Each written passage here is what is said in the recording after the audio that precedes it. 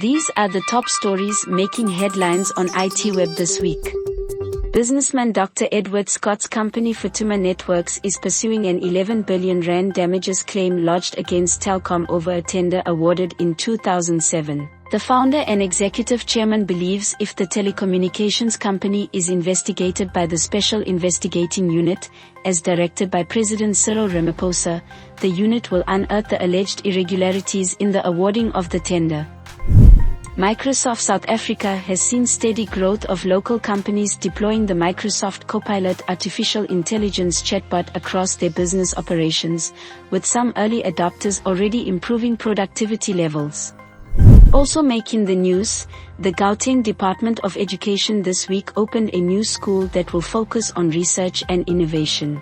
Secular Kyle Marx, Science and ICT School of Specialization, which is located in Temba, Hammanskraal, was opened by Gauteng Education.